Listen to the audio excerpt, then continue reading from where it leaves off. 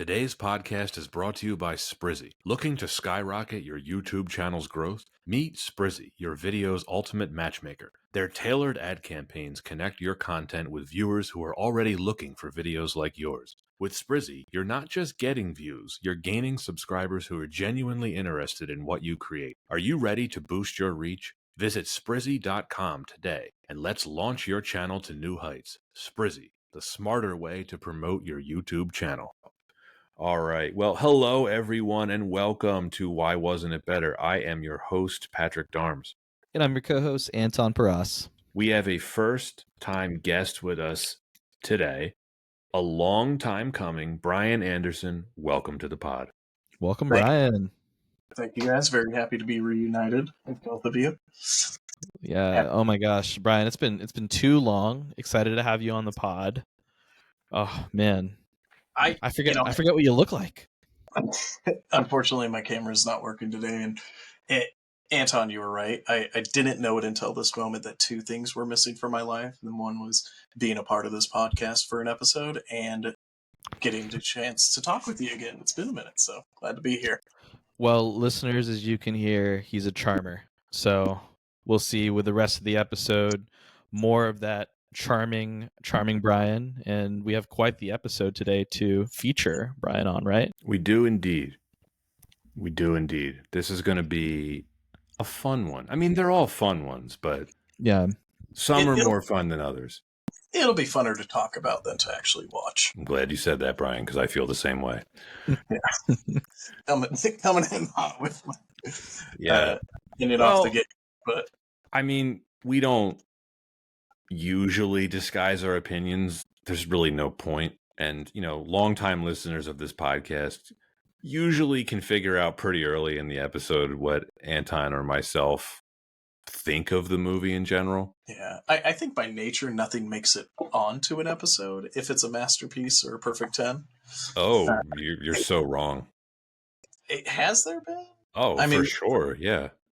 We cover movies we love frequently. Man, I just Zodiac. Anton, Zodiac, shout out. Love Zodiac today, by the way. And it was especially good because, one, I love that movie, but Anton, I loved your take on it as being someone from San Francisco and getting to live vicariously through you seeing the city adapted in a time period and having some relation to it, like the areas you used to live. So funny you bring up Zodiac because, one, also love that movie, and two, love the commentary you guys had about it and having just listened to it today. Nice, cool. Well, this is definitely not set in San Francisco. It's really kind of hard to tell what city this is set in. Is it England? If it is, there's a lot of non-English accents. But there are a lot of English accents as well.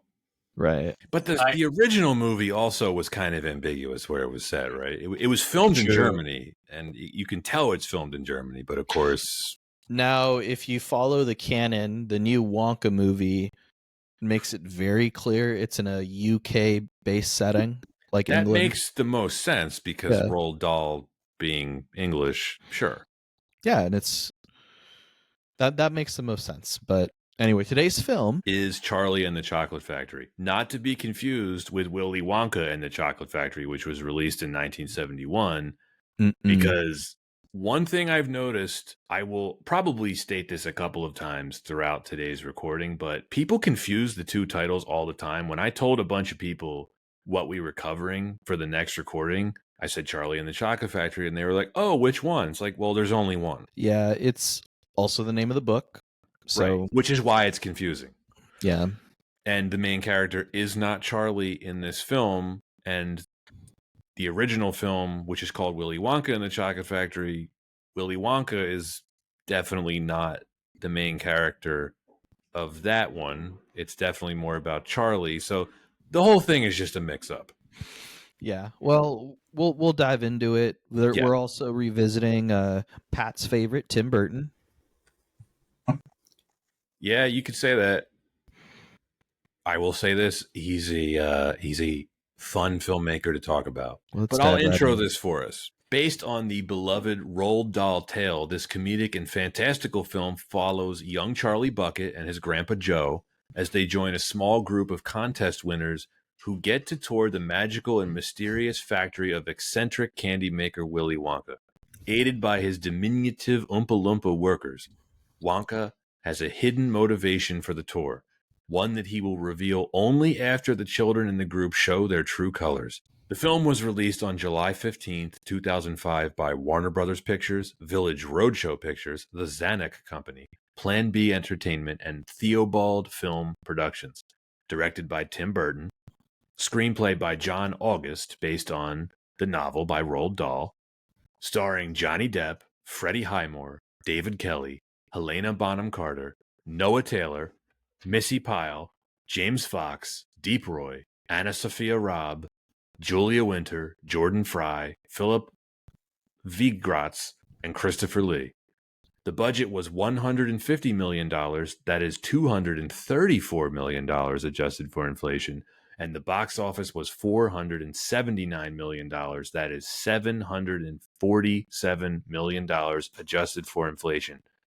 Brian, as today's guest, why did you want to talk about Charlie and the Chocolate Factory?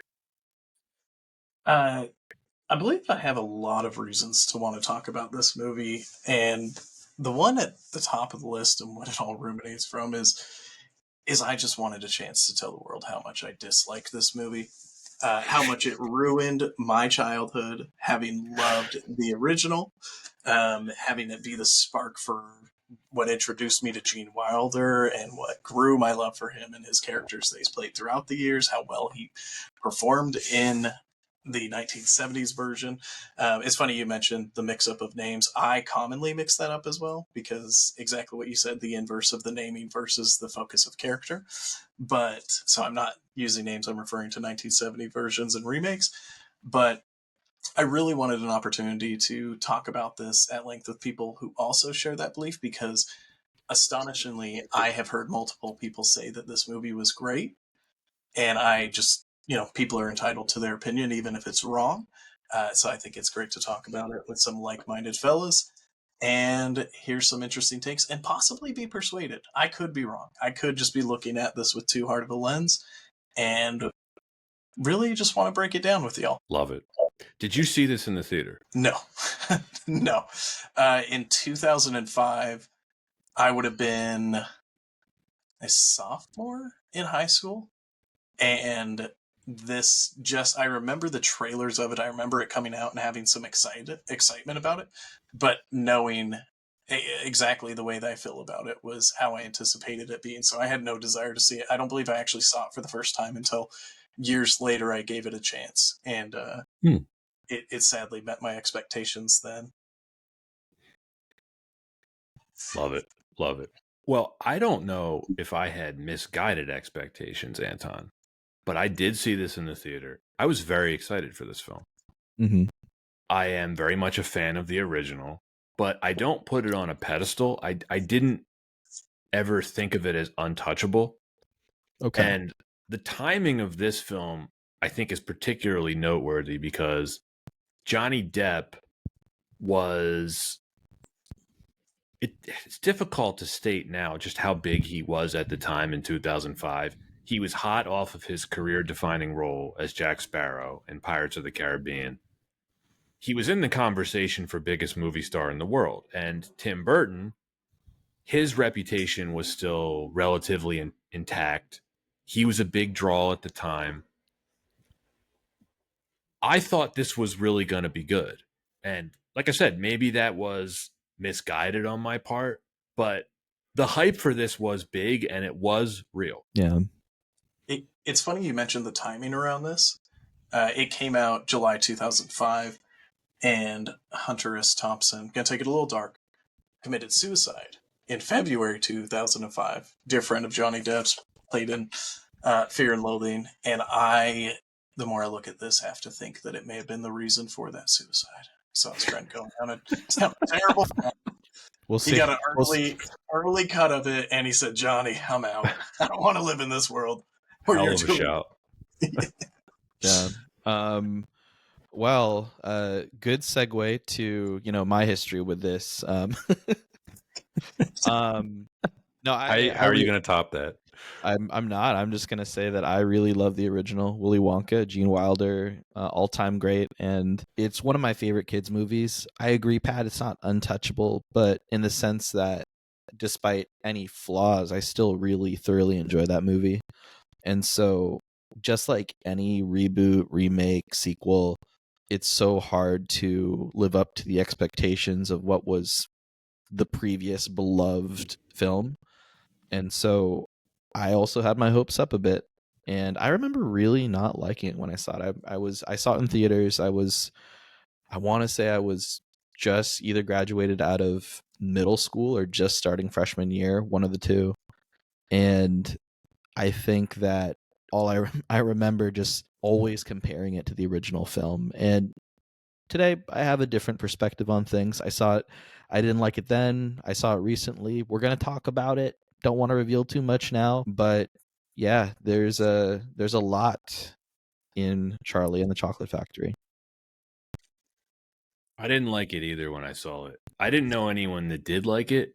And to your point, Brian, I discovered years later, browsing the forums of the internet, there are a lot of people that like this movie. And in retrospect, it really shouldn't be a surprise because I said the box office numbers. It made a lot of money. It had an 83% Rotten Tomatoes score. It was a very successful movie when it was released. I think I found a correlator between us not liking it and the people that do, and it being, more widely accepted than I would have thought. And it happened with my wife. And rewatching this last night, she loves it. She thinks it's great. And that was when I realized she has never seen the original. And so I think there's a whole group of people out there that have no frame of reference to focus it against. And this is, they know Johnny Depp. They love Johnny Depp. It's eccentric. It's Tim Burton. The story for them is still a surprise. I watch it in anticipation of the things that I know are going to come from my past experience. And there's a couple of those instances that I compare that I'm sure we'll talk about in the podcast as we review it further in. But I feel like that's been the biggest common denominator of anybody who says they like it has never seen the original or saw this one before the original. Well, I was just going to say all elements of surprise exist. You're bought into the story because you want to know where it's going and how they get there. Whereas we already know the best version to date of how that story goes and how it got there. Yeah, I just wanted to say it's a really interesting observation. And another observation I still remember to this day is people who are around our age that have seen the original but still enjoy it because they're Tim Burton fans. And then also the subset of people that just love the aesthetic. So why the heck is there so many Willy Wonka cosplay and costumes that still to this day of this specific Willy Wonka? There still is. Yep. They drank too much from the chocolate river. I think Brian already answered this, Anton. Like, opinions can be wrong. There we go. Well, why don't we dive into the production history and we can really dissect things a bit more? Let's do it. One quick bit before we do. Tim Burton is quick to point out, much like his 2001 Planet of the Apes misadventure, this is not a remake, according to him. It is a different adaptation of the source material. Right. Sure. No, I get that. I get what he's saying. I get it too, but what I would say to that is when you adapt something that already has a classic beloved adaptation, people are going to view it as a remake, whether you like it or not, whether it's fair or not. Well, I think the other thing to add to that is, like, where do you define adaptation against remake?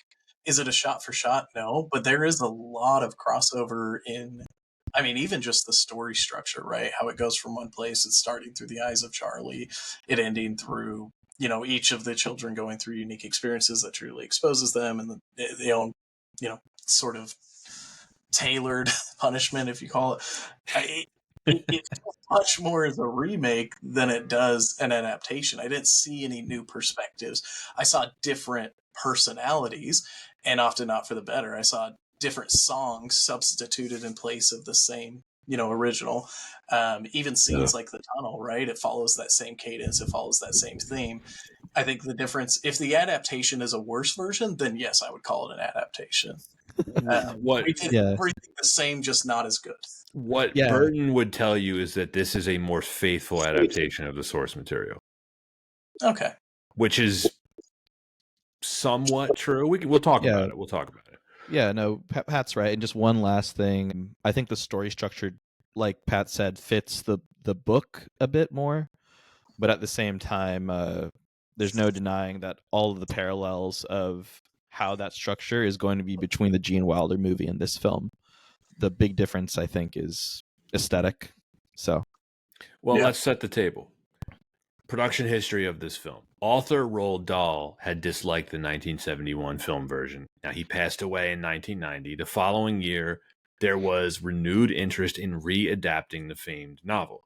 Warner Brothers entered negotiations with Dahl's estate, primarily dealing with his widow and his daughter.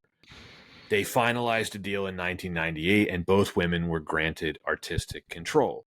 Some of the directors who were considered were Ang Lee, Terry Gilliam, Anthony Minghella, and Spike Jonze. In early 1999, screenwriter Scott Frank, who was a huge fan of the book, approached Warner Brothers about writing the screenplay, and they hired him. At one point, Nicolas Cage was interested in playing Willy Wonka. Let's think about what kind of film this would have been with Nicolas Cage. I'm glad you're pausing there, because I actually think it would have been better with Nicolas Cage than Johnny Depp. I agree. Anton, I feel like you have a difference of belief there based off of your audible disdain, but why? I guess anything better than what Johnny Depp did. And this, I love Johnny Depp. I love him for a lot of things that he's done. I like him too. He sucks in this movie. Well, and that's where I'm trying to decide, because when you watch his acting, he embodies what I imagine they wanted to. Like, he is taking directorial notes. He is matching the character as it was designed and written. Directorial notes, sure. Where I think the notes, be a creep. Yeah, just be weird. Just be weird. Play it weird. Thanks, Tim Burton. I think he nails that. So I think the ask of him is not, or the performance isn't due to a bad performance on his part. It's just a bad character. It's just a bad personality that really, at least for me, is not like the Willy Wonka that I love or expect, or like that reserved, genius but eccentric and on the spectrum in a lot of ways individual. I think he nails probably the part he was asked to play. It's just a bad part. Whereas Nicolas Cage, I do not think could pull off the part and would do his usual crazy Nicolas Cage version, which would then make it more entertaining. Yeah, I mean, I don't know. The idea of Nicolas Cage walking kids to their doom through a candy factory doesn't sound as appealing, but who knows? Maybe he would have been able to take it a different way. Pitch it like that. Nicolas Cage walking kids through a candy factory to their doom. I feel like that's the role he was born to play. It'll get him a second Oscar. Especially if it was on an airplane with long hair. So, Gary Ross was hired to direct this in early 2000. Scott Frank wrote 2 drafts, but by September 2001, both of them had moved on. The Dahl estate and Warner Brothers tried to persuade Frank to stay on. They had really liked his script. But by then, he was heavily involved in writing Minority Report, which would end up coming out in June of 2002, directed by Steven Spielberg. Anton, I think we should cover Minority Report. Oh, yeah. I mean, it's I still think about that scene where he drinks the spoiled milk. So gross. And the bad sandwich. Ugh. Rob Minkoff, who is best known for co-directing The Lion King and Stuart Little, he entered negotiations to direct, and Gwyn Laurie was hired to write a new screenplay. At one point, Martin Scorsese was interested, but he ultimately chose The Aviator over this. Warner Brothers wanted Jim Carrey to play Wonka, but the Dahl estate rejected this. In May of 2003, Warner Brothers announced that Charlie and the Chocolate Factory would be released in the summer of 2005. Tim Burton was officially hired after receiving enthusiastic approval from the Dahl estate.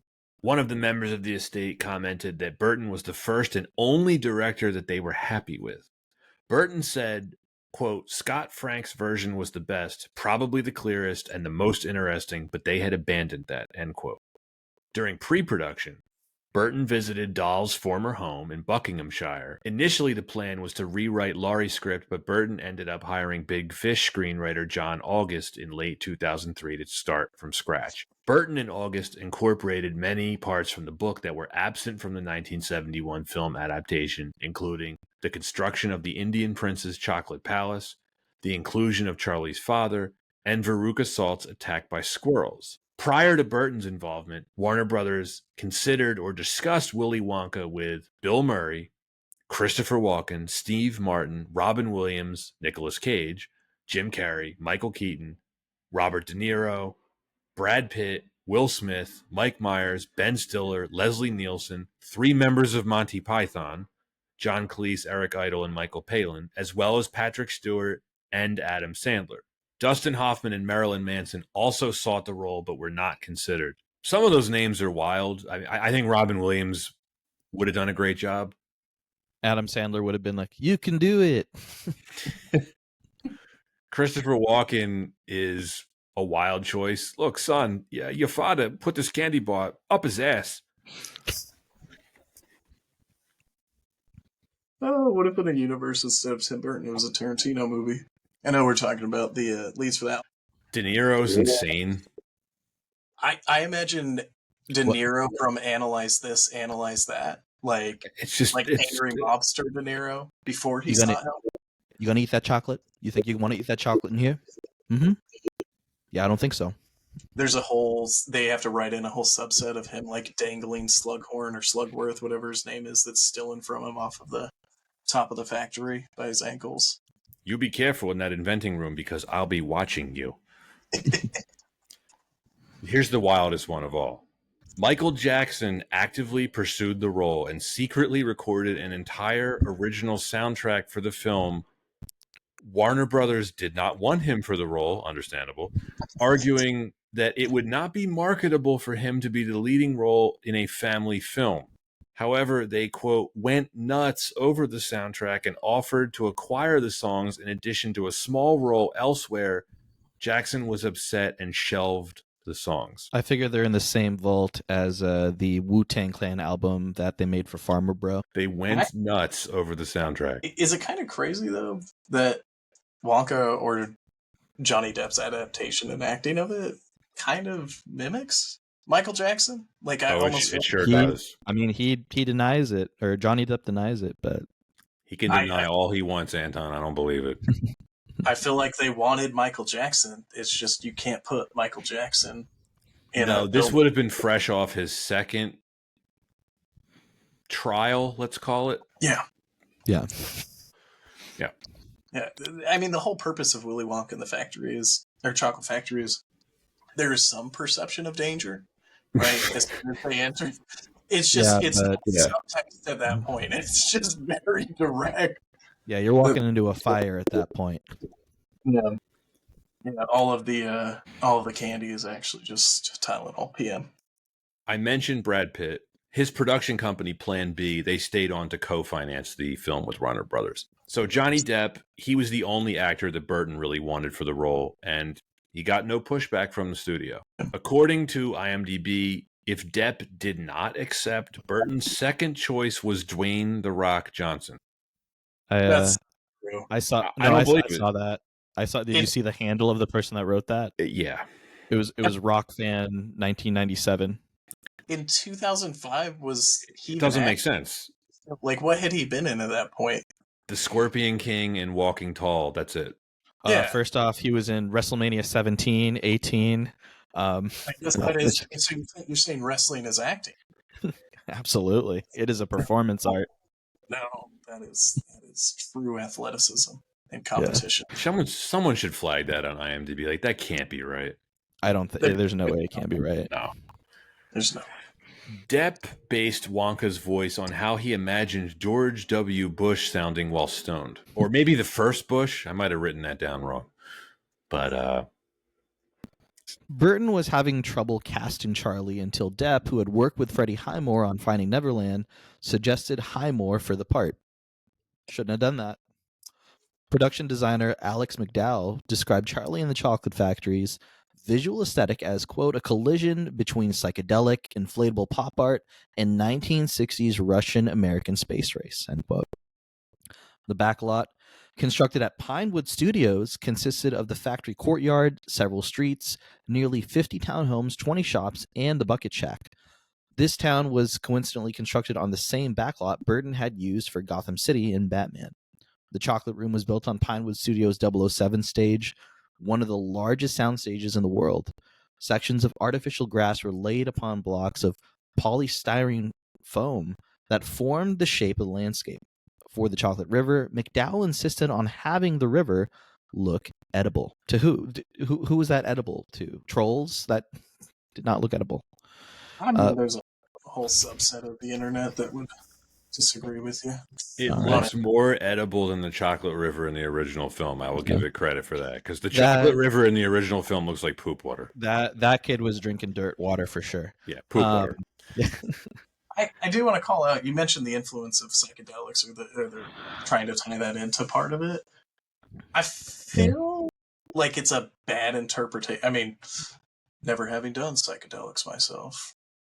I feel like it's what everybody interprets psychedelics to be, right? Like, or that movie is like somebody who heard about what an acid trip is like and tried to recreate it in film. Mm-hmm. So I'm not surprised to hear that they will, intentionally try to incorporate some theme of psychedelic, but it also seems very uneducated. Like, maybe the best research method they could have done was just take a bunch of mushrooms and then design that set. But it's good to hear that they thought that my perception of it was spot on, that there was some influence, but that influence being secondhand or not necessarily as educated. All right, make it noted that if anyone in Hollywood wants someone to consult with, just talk to them. I will gladly experiment for you and translate my visual. Yeah. Here to work. Yeah. Here to work. I'm a company man. Principal photography began in June 2004, and because of UK labor laws, which limited the children to working only 4.5 hours per day, filming took approximately 6 months. Additional shooting was done at Comp Air Factory in High Wycombe Hatfield House and Rotham Park. A few establishing shots were done in Germany, Yemen, and the United States. Tim Burton shot this simultaneously alongside Corpse Bride. Burton avoided using too many digital effects to reflect the original book's emphasis on texture, and because he wanted the young actors to feel as if they were working in a realistic environment. As a result, forced perspective techniques, oversized props, and scale models were used to avoid computer-generated imagery, or as we call it today, CGI, wherever possible. Matte paintings were used during the Loompa Land and Indian Palace sequences. For Veruca Salt's demise at the hands of 100 squirrels, Burton wanted the animals to be real. 40 rescue squirrels were trained over 19 weeks, the first 3 of which were spent making the animals comfortable with their crates and their trainers. The squirrels were then given props and taught how to sit upon a bar stool, tap, and then open a walnut and deposit its meat onto a conveyor belt. In line with the film's theatrical release in the United States, an eponymous tie-in video game was released on Xbox, PlayStation 2, GameCube, Game Boy Advance, and Microsoft Windows platforms. You played that, Anton? I've played the GameCube version. I had to test it out. Every single video game cover has the same cover. I imagine the gameplay is also the same in that it's not fun. Not surprising. Well, let's talk why wasn't it better then? The number one reason here, I would like to start with Tim Burton. Okay. We covered a Tim Burton film last season, Anton, Batman Returns. I do not care for his visual style most of the time. This is something I have learned over the years. There are a number of choices that he makes in this film that I feel did not suit it. It's a pretty fantastical source material to begin with. I'm not sure that he needed to Burtonize it and make it weirder. I feel the same way about, what he did in Batman Returns and something that he would do with a film that came out after this, Alice in Wonderland. Yeah, so long story short, a bit too Burton for you, Pat. Yeah, Charlie Bucket and his family apparently their house exists on the set of The Nightmare Before Christmas, or it's completely different than the rest of the town, where it's just dilapidated and it looks like it's black and white and everything else is fairly colorful. Devil's advocate, what's wrong with that? What's the matter with just having him in a house like in the original film? Well, what's the matter with him living in a house that looks like it's been squished and then decorated by goths? Doesn't fit with the rest of the film. So I want to add to that. So I like Tim Burton, and that's because there are certain Tim Burton movies that I do not consider Tim Burton. I'm in active denial against those. And it's mostly been spawned by my almost 4-year-old daughter, who has this affinity for most Tim Burton films. Coraline, Nightmare Before Christmas, which I hate Nightmare Before Christmas, but she loves it, therefore I love it. And I actually think that the first portion of this movie, and in all of its Tim Burtonness, is the only good part of the movie. Up until they arrive at the chocolate factory, it's actually digestible, and the visual or the aesthetic that it has, you're right, is very Tim Burton-y, right? But I don't see anything wrong with it. I don't see it any overdone than his previous films or films that I love. I feel like it is just very iconic of Tim Burton.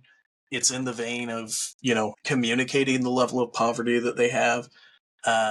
Also, kind of interesting, like their house, as squished as it is, I did find weird, but it's also like in the center of a busy thoroughfare of like an industrial area. It's not off to the side somewhere. It's in the middle of everything, which kind of points to him being more of the main character and like the focus on like his background, where he came up from. So I actually liked the beginning of the movie, or tolerated it, I should say. I didn't think it was the best thing, but I found myself when rewatching being like, this isn't bad, until they get to the chocolate factory and the aesthetic and color pop really changes. Yeah, I mean, I do agree with Brian a bit here. Now, Pat, I respect you for your very clear stance on Burton, but I thought about it a bit more of like why, or at least what do I think about Burton and his aesthetic? And to me, I always see it as a very emphasized dichotomy, an almost exaggerated dichotomy. You have something that's normal, like the suburbs, think Edward Scissorhands, and then you have something that will completely stand out to express some sort of lesson or message that the director wants to put through, whether it's Edward Scissorhands or in this film, let's make the house look as poor and sad as possible. So that's, again, an exaggerated dichotomy. And I think that aesthetic choice is just, that's very Burton. And like you said, I think that this particular reason is very much a polarizing one. Either you like that or you don't. And I know that for me, it doesn't bother me as much. Well, it's not just the house or the overall look of the film. It's a lot of the choices that he makes. I absolutely despise what he did with the Oompa Loompas. I find it very interesting and hilarious how he made a big point to say, like, well, we didn't use a lot of CGI. We used a lot of practical effects. It's like, well, the Oompa Loompas look awful, and you can tell a lot of CGI was used there. The decision to use the same actor, Deep Roy, to play every Oompa Loompa immediately, for me, puts them deep into the uncanny valley. Deep went deep. Yeah, well, they all look the same. They all have no personality. You're inevitably going to compare it to the original film, right? In the original film, the Oompa Loompas, you could tell they were all different actors. They all looked the same aesthetically, but there was a charm to them that I think is lost in the fakeness of how the Oompa Loompas are portrayed in this film. And nothing is more Burtonized for me than the opening credits. Before we dive into the opening credits, I really want to just echo what you said about the Oompa Loompas, because when I was talking about the people that like this film have not seen the original, that was one of the hardest things for me to get over, is seeing, even though they were a standard template of an Oompa Loompa, they had some individuality. Like, you could distinguish between all of them, where this is a copy and paste. And not only that, but just their songs, their engagement, how they interact was just very atypical of kind of what you expected the second that you met them. There wasn't really a surprise in their demeanor. There wasn't any sort of like way that they reacted or handled situations that were different. The Oompa Loompas, I think, was like and I didn't even think about it until I saw it. One thing that I loved about the original and absolutely hated in this is the choice that they made with the Oompa Loompas, the carbon copy of the same actor. Even the latex suits they had at some point, I was a little surprised at, or seemingly to be latex. But yeah, I'm just really glad to hear you call out the Oompa Loompa piece, because I was hoping that would come up, and I could also echo my disdain for the choices they made in that regard. I want to come back to the music in a second.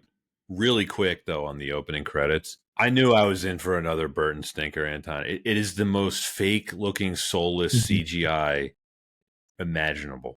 All the pouring chocolate while the twinkling sounds are going around.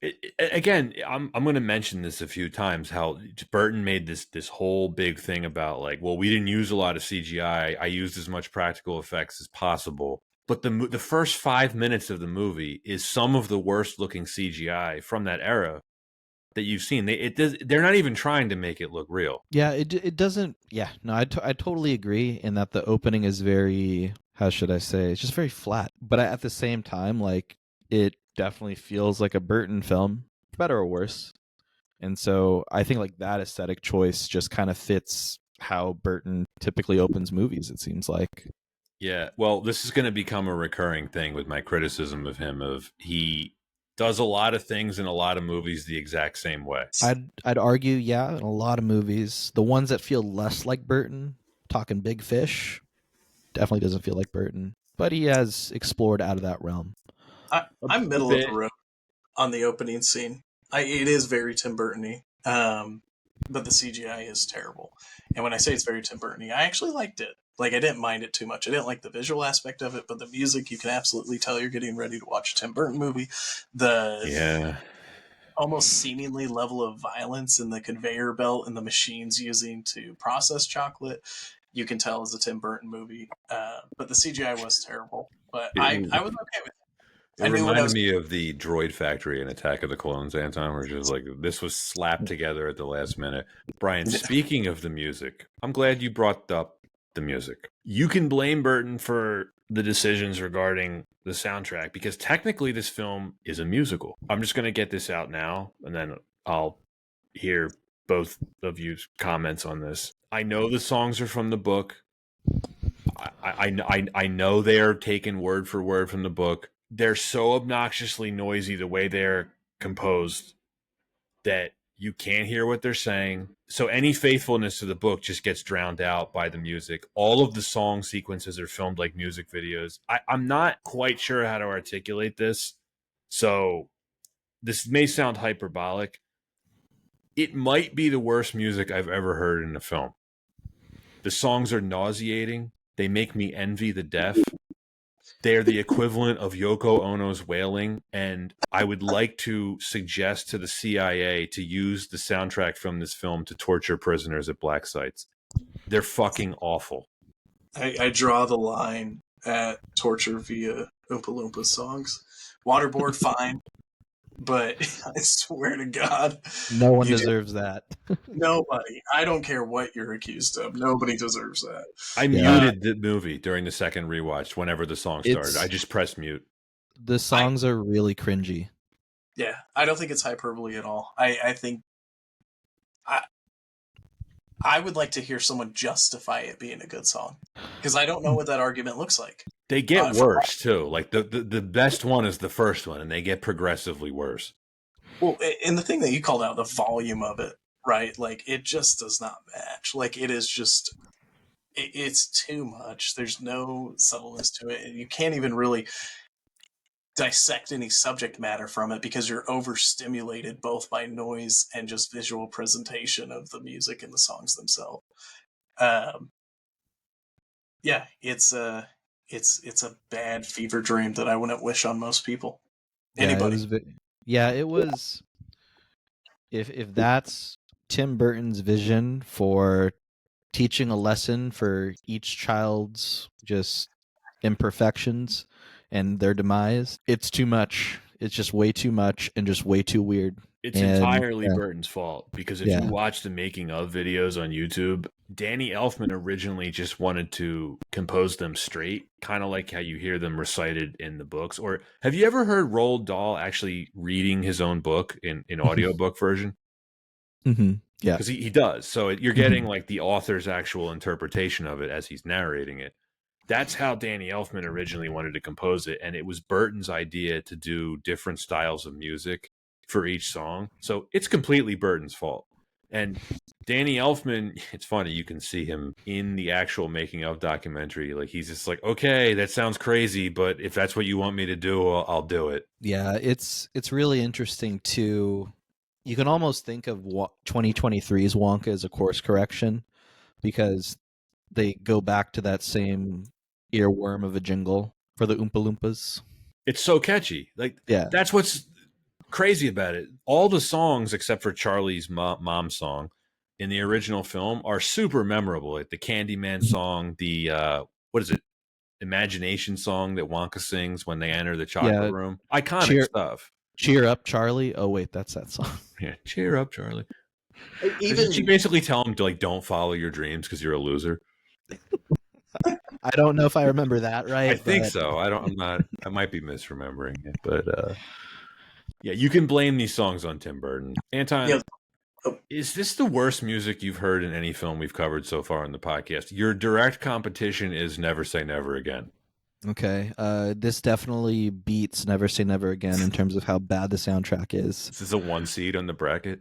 Yeah, this is definitely a 1 seed. This went undefeated in the regular season. Oh man, who's the competition here? Never Say Never Again. Very good. The score for the animated Lord of the Rings is pretty bad.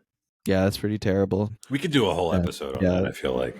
Yeah, but this really takes the cake. Just for the Oompa Loompa songs alone, that's a big heavy carry. Anton, I texted you this like a few days ago. The opening credits are identical to Batman Returns. Yeah, and it's not a shocker. I mean, we talked about it earlier that it's the slow reveal aesthetic, it's the flyover shot, it's the twinkling lights music, like orchestra, and it gives a signature. And I feel like Burton's not necessarily like a factory or almost like I wouldn't say that he's like a factory farm director, but he's definitely a formulaic director in that you can really see those specific signatures in his work, and that's definitely one of them. I want to come back to his CGI comment, how they didn't allegedly there was not a lot used in this film. Well, the CGI that they did use has aged horribly. It's very crude. When they open the room to the chocolate room, the very first thing you see is the waterfall. It looks like an Instagram filter. And again, if you watch the making of scenes on YouTube, the plates that they were using in like the early versions of the waterfall, they look the same as the finished film. The boat ride looks awful. It's like something from the early 90s CGI.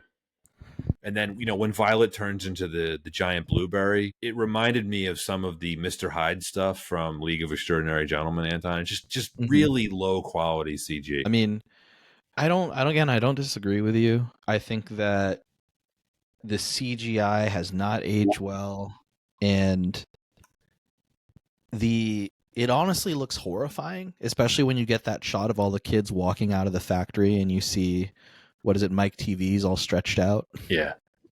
It looks like stop motion. It's just, it's nauseating. I find it funny, and you've hit this point on the head a lot, that Tim Burton really tried not to leverage CGI. I feel like there was a lot of CGI in places where you really didn't have to. You could have found some way to shoot it. And the tunnel scene, especially that boat ride, it was funny, my wife not having seen the first Charlie and the Chocolate Factory, I played that scene after we watched it, and I was like, this is horrible compared to the original that I loved.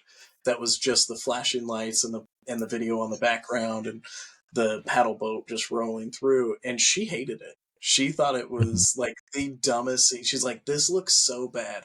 Where I have the opposite. Obviously it's not real, it's not CGI, it's not great, but it's so well done with what they have, and the CGI version is just terrible. It's just this rip ride roller coaster through a chocolate fountain that looks incredibly fake. And really, thankfully, ends quickly. That is the only saving grace, is that they cut down that boat scene.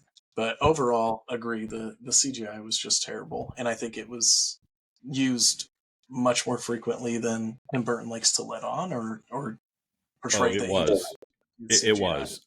Yeah. Because I found an article from Animation World Network where they interviewed the visual effects supervisors on this film, Anton and/or Brian. How many visual effects shots would you guess are in the film? Because Burton made a point to say it was not a lot of CGI, a lot of practical effects. How many shots would you say are in this film? 112. 7. Just kidding. I'm gonna go 250. 850. So he can say whatever he wants, but there's a lot of CGI. The stuff in the glass elevator, again, it just looks like stuff that wasn't finished. And I don't even think you can say the age of the film is an excuse, because the same year we got King Kong, War of the Worlds, Chronicles of Narnia. This is the same era as the Spider-Man films, Pirates of the Caribbean. So there's plenty of great CGI from that era that holds up. And the budget of this film, 150 million, it's like the money was there. The other piece too, they added in post-production the digital color correcting of the actors' faces. Pretty noticeable in a lot of shots to me. It's pretty creepy. Yeah, that one I understood a bit more, in that if you're gonna play with the technology at the time, I mean, it's to kind of continue to try to execute on the very exaggerated dichotomy. I really got a sense of this when you went to what was it? You went to Violet Beauregard, whatever. But you went to Beauregard. You went to Violet's town, and it actually reminded me a lot of Edward Scissorhands, with the bright clothing, but then the rosy cheeks, or just kind of the emphasize on a paleness almost. Yeah. It just looked a little off on top of like kind of a grayish background. So I think like it was really just to kind of drive that aesthetic home. Yeah, well, it looks awful 20 years later, because Yeah. in Edward Scissorhands, which, by the way, I love that movie. So this isn't a whole anti-Burton thing for me. I like plenty of his movies, which I can articulate on later. That was all done practically. And I just think it's aged far better. This is, I think, pretty interesting to watch 20 years on, because first of all, I think this is a thoroughly ugly film. But Anton, the point I wanted to make, this was shot on 35 millimeter, but because of all the color correcting they're doing, it looks like just really bad digital film. Yeah. Now, Brian, keep us honest. Like, I don't particularly think the film looks great. I also saw it on Tubi. Where were you able to watch it? Did it look as bad to you? Also saw it on Tubi, and yeah, it didn't look great. It didn't look as good as I expected for being, as you mentioned, the year that it came out. I think we were far enough that it should have looked better. And I also think part of it was just, from over CGI, right? Like trying to over animate too many things results in it just having a poor quality in itself, right? Things aren't going to be as sharp when they're over animated. Things aren't going to be, and it almost seems like that was by design, right? To give it some sort of funny feeling. But I don't think the quality of it held up. CGI, as we've talked about in depth, was terrible. I have to wonder if Burton's allergic to natural light, Anton. Like, everything just looks like it was filmed in a giant warehouse, just like Batman Returns. It's like, is there a single shot of natural light in this film? I don't think there is. It doesn't feel like it, or if it did, they just put a shadow on it. It just yeah. Even this whole first quarter of the movie where it's outside and it's Charlie running around town. Every day is overcast. Every day is dark. I mean, part of that I think speaks to just Tim Burton's aesthetic, right? He's usually not going to incorporate much brightness except for in situations that really over exemplify. So like Edward Scissorhands, The Suburbs, really trying to show like this bright, cheery, almost fake feeling. But everything in this movie was supposed to be dark and dreary in the first place. It is, a darker subject matter about poverty and loss of childhood and how you handle it as an adult, which was also weird to see Johnny Depp go through. But yeah, I think it was intentional that there wasn't much natural light or any light. Yeah, I think you make a really good point, Brian. Like, there's there's messages and points being driven home with any of these decisions, and whether or not we agree with it, at least like you can see like why, like it makes sense why, right? He's just trying to prove a point. It's not as bright and as bubbly as a adaptation as maybe other films, and I think that's just, again, just a directorial choice, and we can clearly look at it as maybe just one that we don't necessarily like. Of all the things to be bothered by this movie, the absence of light was not one that ranks top of my list. I have a feeling that I'm going to get a bunch of hate mail about everything I'm saying about this film and Burton in general. Just forward them to me. I'll respond to them. I defend all negative positions on this movie and combat any positive or justifications. I honestly think that Johnny Depp's relationship to Amber Heard is his direct cosmic karma for making of this movie. I feel bad things should follow anybody involved in this. Thank you for that. So I will begin forwarding that stuff to you as soon as this episode airs. Please do. Anton, I'm going to give you my final thought on Burton because I know I have been particularly harsh on him. I'm going to try to temper some of the hate mail. I think he's just way past his creative prime. My take on him is that he peaked really early in his career, probably around the time of the first Batman, and he kept trying to rely on that same visual style that brought him the early success. It is a very unique style, I will grant him that. And I think if he has a really good script to work with, it's fine. But he kept using the same visual style for every one of his films. And for me, it just got stale. Now, if you like his visual style, which a lot of people do, you're probably willing to forgive his shortcomings as a director. If it's not your cup of tea to begin with, like myself, you're going to get tired of what he's doing. I just don't think that he ever evolved or got better as a filmmaker. Like at some point, it just became more about the visuals than the content. That's my take on it. I think that's probably fair, but I also think we have to view it through the lens of who is he continuing to make movies for past his prime? Because I have started to enjoy a lot of Tim Burton movies. I never liked Tim Burton. I have started to enjoy a lot of Tim Burton movies just by living vicariously through my daughter and realizing her joy for them, whether it's Frank and Me or Nightmare Before Christmas. And regardless of what movie that same thing just being upheld and continuing on through his other movies, enjoys, right? She's not against any of them. Yeah, so I don't know that these are always being made for us, right? I think a younger audience, I think one that's more in the vein of what they like is going to be drawn towards them.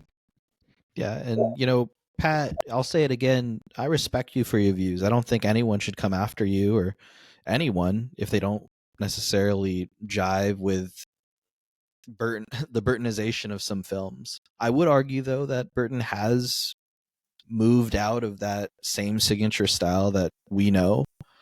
We see it a little bit in Ed Wood. We see it a lot in Big Fish. I do agree that sometimes with a better screenplay, some better writing, the films are much, much better. But I think that, if anything, it really is just Tim Burton having a very specific vision and aesthetic that he doesn't move away from. And we see that a lot, especially now. I mean, the dude just made another Beetlejuice.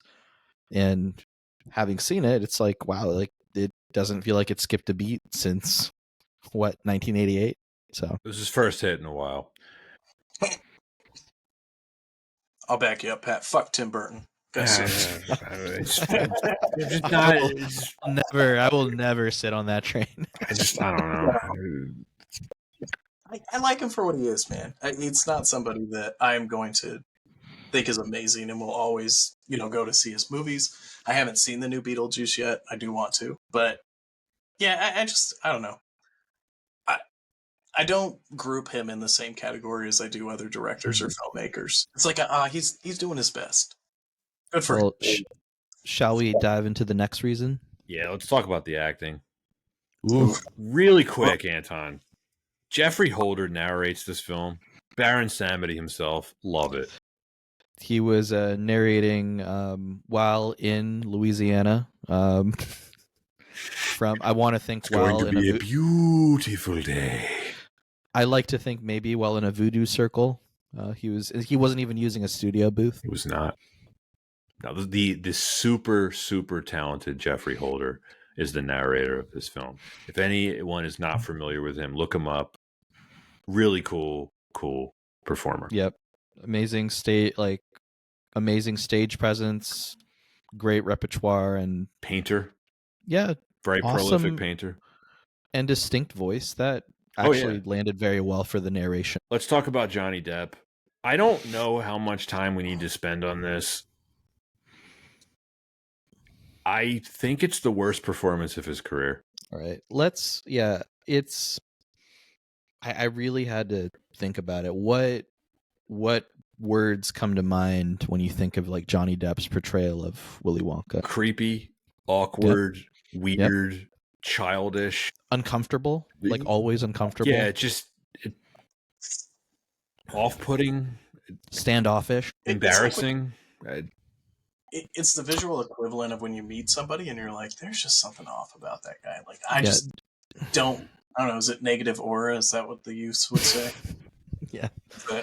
Out of place is another one. I can't even say it's a miscast because I feel like a different portrayal from Johnny Depp may have worked. It was just his choices. He can deny the Michael Jackson connection all he wants, but the voice alone and the paleness just makes it the connection is hard to avoid here. I'm gonna say this. I wanted to walk out of the room when he steps out of the factory and he just immediately says the line from the David Bowie song. Oh my gosh! Yes, the panic, social anxiety. Yeah, I was like, I can't. What does he say? Good morning, Starshine. Yeah. The Earth says hello. Hello. Yeah. Oh God. Yeah. Yeah, and when they're talking about the waterfall, it's the only factory that churns its chocolate by waterfall. And you could take that to the bank. Like, just those forced, like, this is what I interpret somebody who's funny would say. Or I've seen other people try to mimic in society. I did find it funny whenever he took something personal that one of the kids would say. They would say a jab, and like you could definitely get a sense of, oh, he took that personally.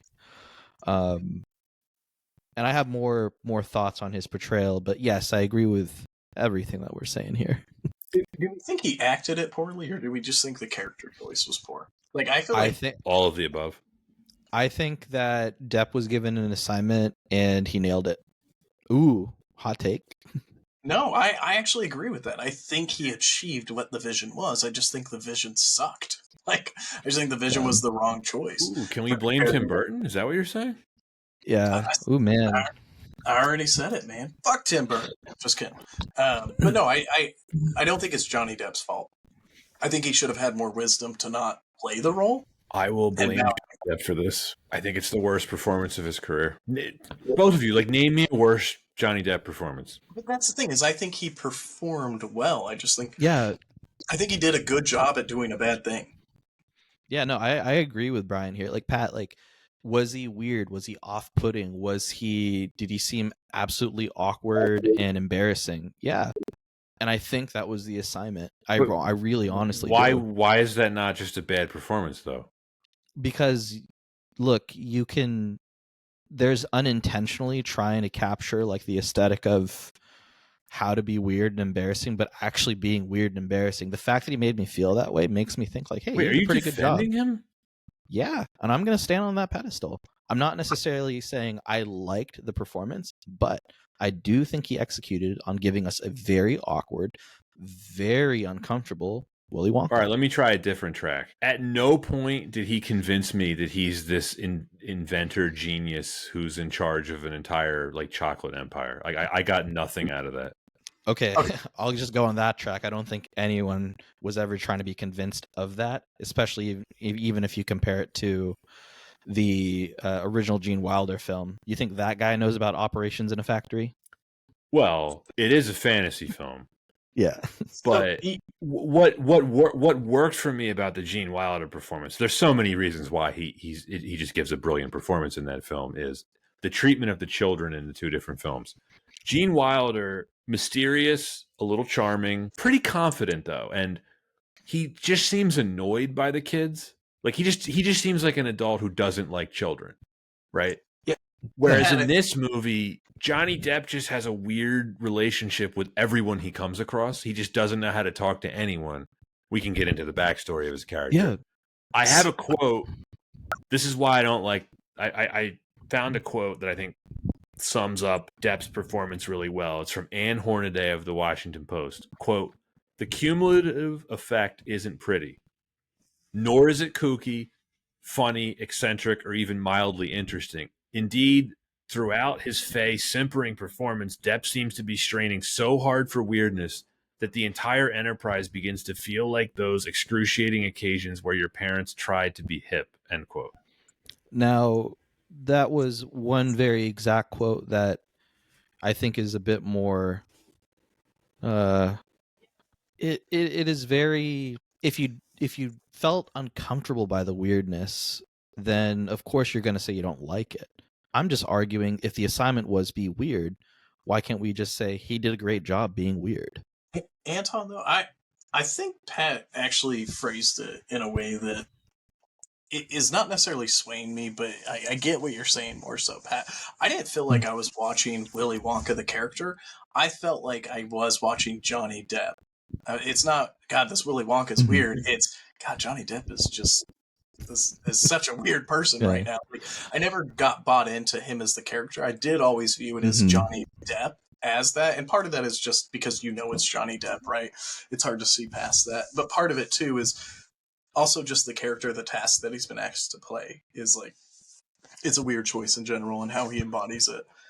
So I see both sides, and I'm torn. I think Johnny Depp did a good job acting the part of a cringy, make me uncomfortable sort of dude. And I also feel like in watching it, I never forgot that it was Johnny Depp. I never got bought into the character as him. I just had the full well knowledge the whole time that it was Johnny Depp playing Willie. Yeah, and I think this is why, like, when I think about that phrase, is it a remake or is it like its own adaptation? This is one of those key reasons. Like, this was, if they really wanted to do a remake, Johnny Depp could have tried to build his performance off of Gene Wilder, because that was, even for me, I prefer that Willy Wonka. But that also is the Willy Wonka of a very different story and a way of telling the story. I think that there's a very distinct, again, we'll say it again, there's a very distinct vision with this Willy Wonka. It goes a bit deeper from my theories, at least. And you're right. And like Tim Burton really injecting himself into this story.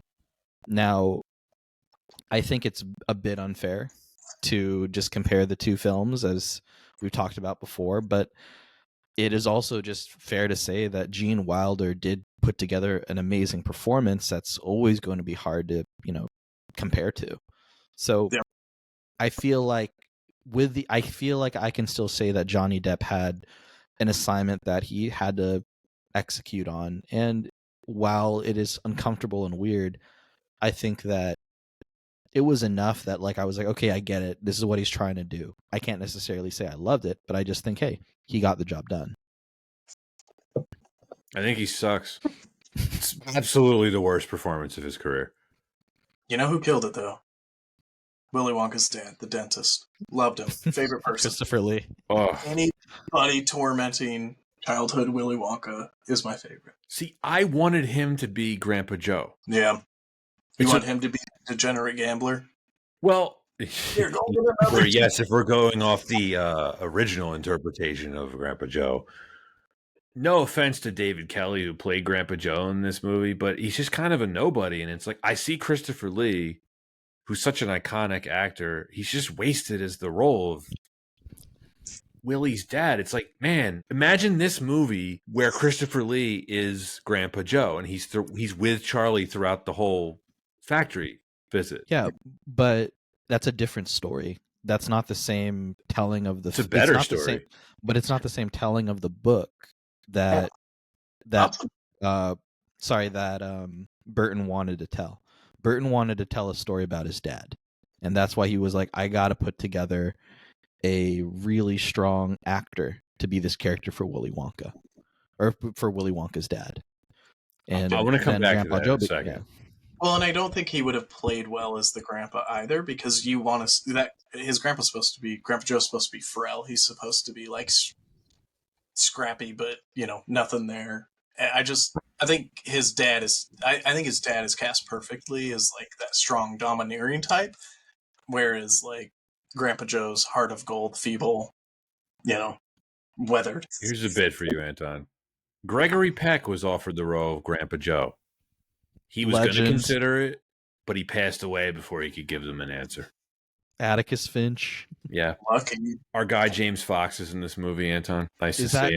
I was going to say, is that the short list? Because there's really not a lot of actors in this film. There aren't. Look, I will say this. There's something positive about the film. I think Freddie Highmore does a good job as Charlie, and I liked all the kids. I thought they did a good job. The Veruca Salt character really grinded my gears. Right. Which is she was supposed to. Good for the character. Yeah. I do think it's funny how when she's getting taken by the squirrels, her dad's just they're just watching it happen. It's like, what? Yeah, that is weird. You gonna do something or? What's also crazy about Veruca Salt though is in looking at the original, they almost look identical. Like as much as it's not supposed to be a remake, like it looks like she just teleported in time to show up for the production of this one. And I'm blanking right now, and I cannot for the life of me remember her name. She's in a lot of Tim Burton movies, but Helena Bonham Carter. Yes. Oh, you mean one of his wives? Yes, exactly. Yeah, exactly. Yeah. I don't care if she's only there for 2 minutes. Any moment she's on screen is my favorite. I love her as an actress. She's great. Yeah, and I wanted nothing more from her in the role that she played in this. I think she did good, as minimal as it was. Veruca does have my favorite line in the movie, which is, "Daddy, make time go faster." I want another pony. I just love that. It is how I would imagine like an ultra rich kid if we did live in this world where Willy Wonka only has 5 golden tickets going out. Like, just, Father, use your money to get me the golden ticket, and then immediately, actually, I'm bored with this. I want another pony. I love James Fox, as you know, Anton. I like when he's being interviewed. He's like, when my daughter heard that I needed to get one of those golden tickets, I decided to just buy up all the Wonka bars I could and have my employees start shelling them. Oh, God. Instead of shelling nuts, you'll shell Wonka bars. Honestly, I got distracted by just the thought of who knew how much money there was in de-shelling peanuts. Like, quite a bit, apparently. What a good economy. You gotta live like a king. All you gotta do is crack some nuts. All that stuff is handled so much better in the original film, too. Like, the whole build-up to finding the golden tickets in the original film is so funny. With all the stuff with the kids, it's hilarious. It's really fast in this film, and it also, I don't think it builds up as well. No, not at all. No. Like, remember the bit in the original film where the woman's husband is kidnapped, and she's like, "I'll give anything. What do they want?" And he's like, "They want your Wonka bars." And she's like, "Can I think about it?" She just looks off into the distance. Yeah, it's so they great. Ask her like, "Did you have a decision?" "Oh, what? Sorry." Yeah. No, there's so much humor in that original one that they just didn't put in this film. It's humor that you appreciate more as an adult. Like, I didn't notice all that humor when I first saw that movie when I was like, I don't know, 6 years old. And I feel like you appreciate it more now as an adult because it's black humor. Augustus falling in the river and Willy Wonka's just, "No, don't." His mom's like, "Do something." He's like, "Help, police." So great. Well, let's talk about the storytelling in Tim Burton's version. He will tell you that this is a more faithful adaptation of the novel. That's probably true. What I would say to that is something can be a good adaptation and not be a good movie. And something can be a bad adaptation and be a good movie. A film that we are covering in a few weeks, Anton, The Da Vinci Code, is a very faithful adaptation of the novel. I don't think it's a good movie. Yeah.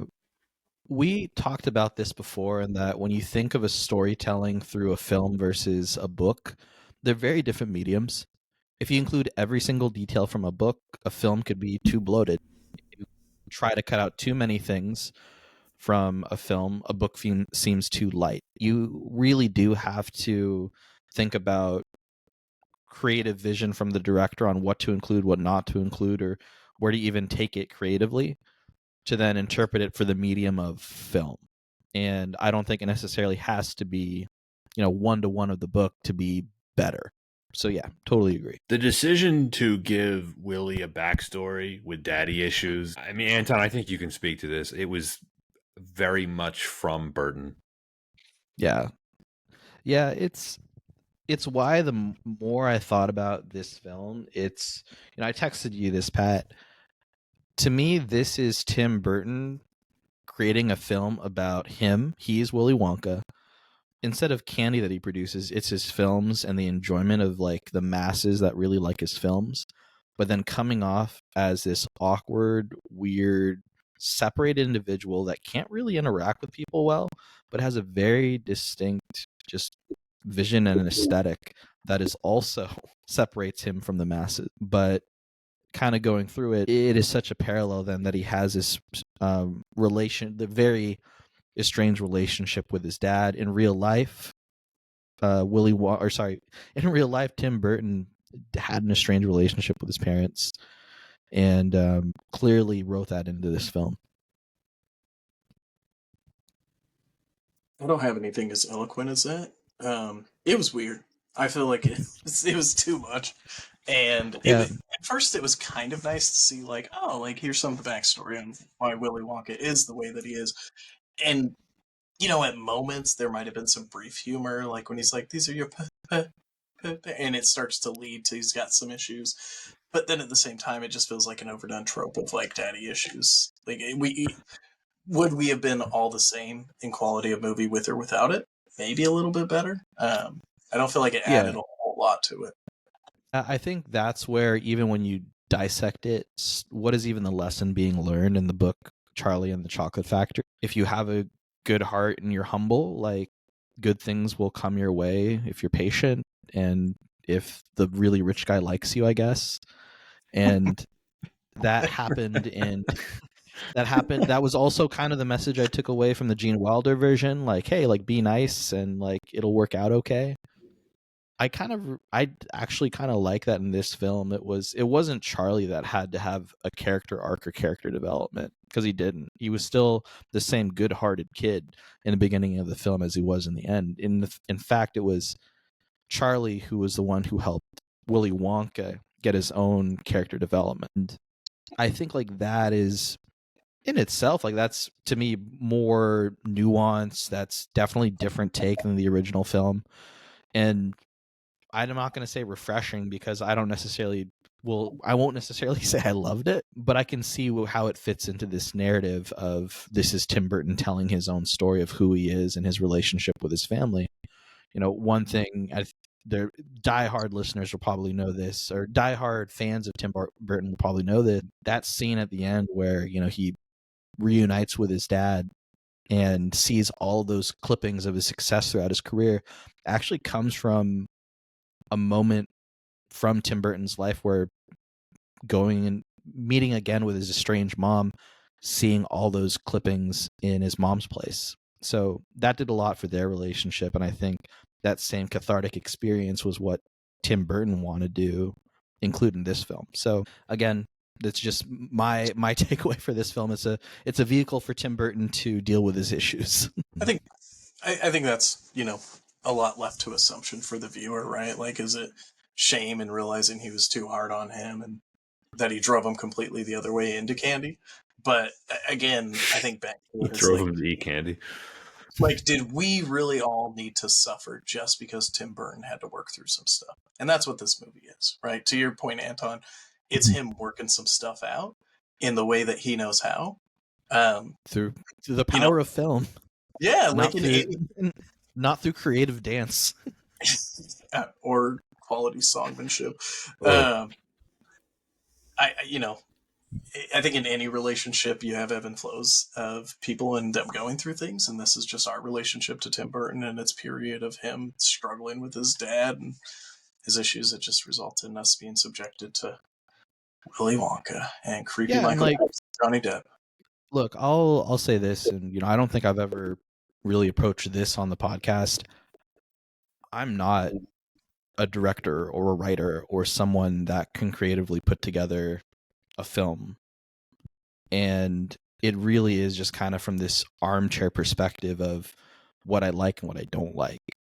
But what I can appreciate is a very clear directorial choice to go deeper and with a nuanced story and telling that kind of creates a very personal film. And I can't necessarily say I love it, but I can appreciate it. And it made me really appreciate this film way more now than when I was a kid. I will sit at the opposite end of the armchair where I get it. He had been doing this in his films for a while. Like, we see the same weird daddy issue thing that he put in Sleepy Hollow. If you remember, there's like weird flashbacks of little Ichabod Crane, also played by Johnny Depp. And it has nothing to do with the main plot of that film either. It is an interesting choice. I'll say that. And if I want to, I'll say something positive about Burton. He, in a world of where a lot of films look the same, he has managed to put his unique visual stamp on his films. And within 30 seconds, I can tell when something is a Tim Burton film. And there is something to be said for that. I just don't happen to care for it most of the time. You know, I like plenty of his stuff. I love Beetlejuice. I love Ed Wood. I love Edward Scissorhands. I really love the first Batman. I love Sleepy Hollow, actually, despite the stupid daddy issue stuff that he put in there. I like Sweeney Todd, Anton. I like that movie quite a bit. And you know what? I think that we just also so happen to have very similar opinions on just maybe not loving this film and not always loving the Tim Burton aesthetic. I agree. Like, I don't necessarily need Tim Burton all the time. But at the end of the day, like, this film has so many people that love it, and it made good money. So, and people still cosplay as this Willy Wonka. So it did resonate with people, and I'm sure if I was able to, like, if I can appreciate and resonate, well, not necessarily resonate, I appreciated the way that he was kind of telling a very deep and personal story. I'm sure maybe that helped a lot of people with their own catharsis. I hate to apply the similarities between this movie and Michael Jackson, but it seems to be both cases of failing parents, their children to success. Like, just, if it wasn't for that bad parenting, we wouldn't have Thriller, y'all. We wouldn't have Everlasting Gobstoppers. Like, no, man, he made Thriller. If you know, you know. The other thing, too, with the storytelling, I think the original film handles all the little moments better. Like the golden ticket reveal, it's so iconic in the original film when you hear the music kick in. I got a golden ticket. And in here, it's just like, take it home, Charlie. Go. I mean, Charlie's running down the street, and then he trips and then hurts his knee, and he goes, You guys agree? Because when he's offered money for it and he goes home and he's like, no, I'm not going to go. Some lady offered me $500. I feel like he made the wrong call. He could have got a lot more money for it. It being the last most valuable. Well, he was smart about it. He even said when he was at the house, I'm not going to take 500. I'm going to take $1 million.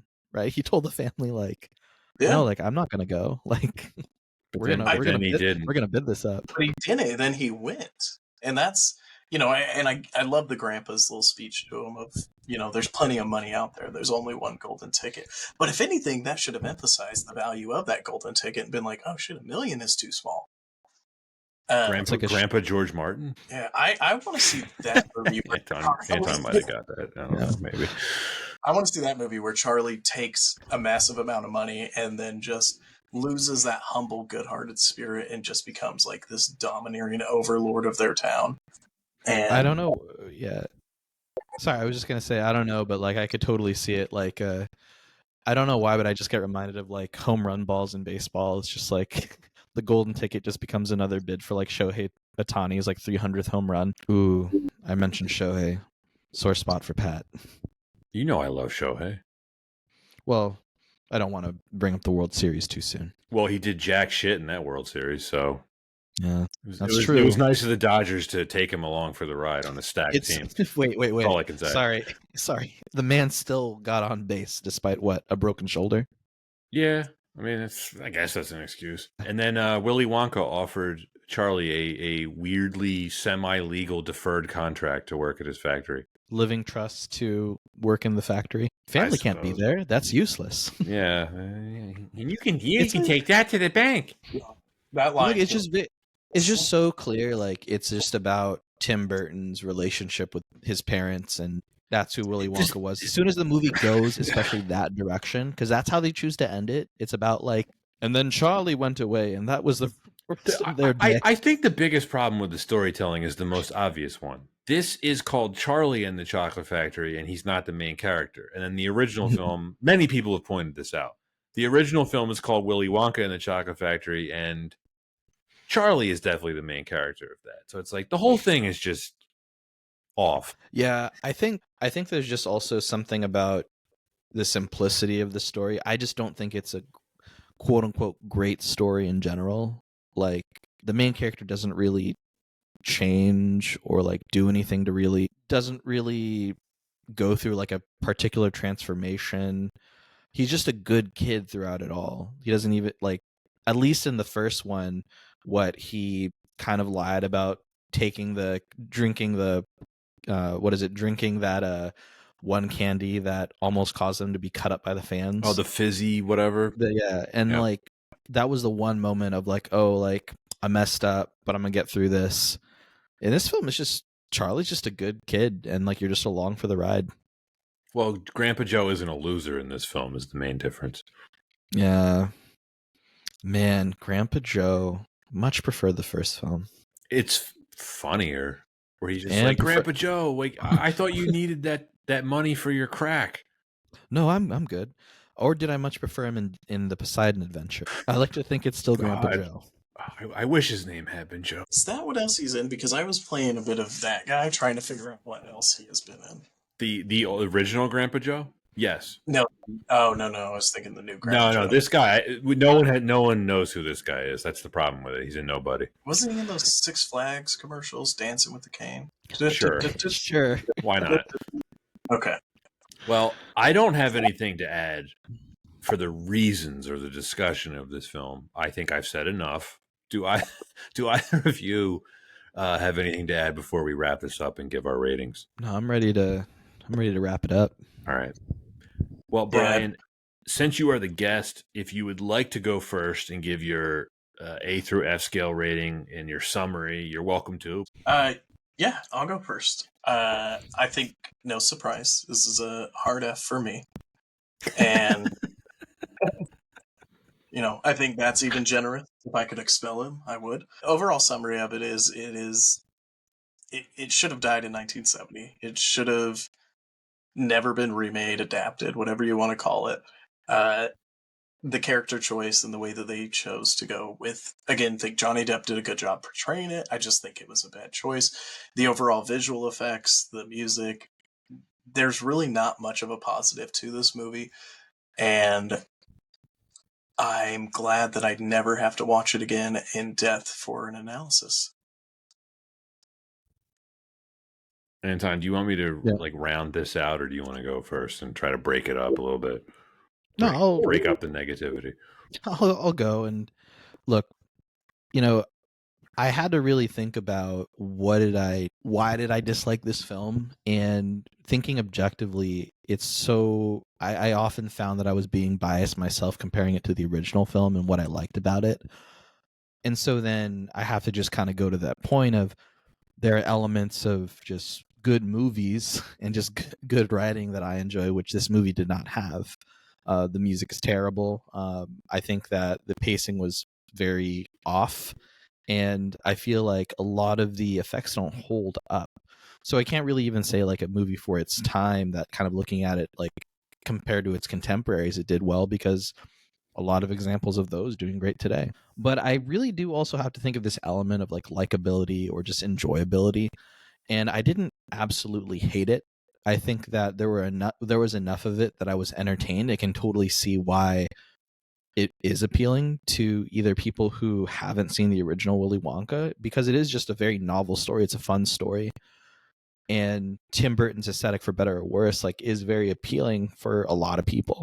And, you know, I don't think that it bothered me as much for this film. But then also, when I think of a film, you know, not a movie, a film, I think what separates a lot of them is when a director is able to, you know, put their own personal touch and very clear creative direction. And if Burton's going to put a very personal tale of like himself as Willy Wonka and wants to add like a Christopher Lee story element of just catharsis with his relationship with his dad, that's a very deep take. It's a very nuanced take, and one that I definitely applaud more than like other films I'd rather give an F.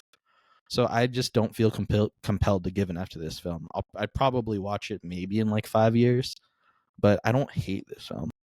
So I give it a D. It is easy to see why this was a big hit in 2005. Super famous source material, Depp being a megastar, Burton still being respected as a director at that point. I found almost nothing to like about this film. As an adaptation, yes, it is more faithful to the novel than the 1971 version. I would argue it is far worse because of the stuff that Burton injected into this. This was not a source material that needed any type of someone's personal life problems injected into it. It added some really stupid, unnecessary content that padded the runtime and frankly just isn't interesting, at least not to me. I was also surprised by how ugly this film is. The visuals, in particular the CGI, as I think both of you have already pointed out, have aged really poorly. I'm not a fan of Burton's aesthetic to begin with.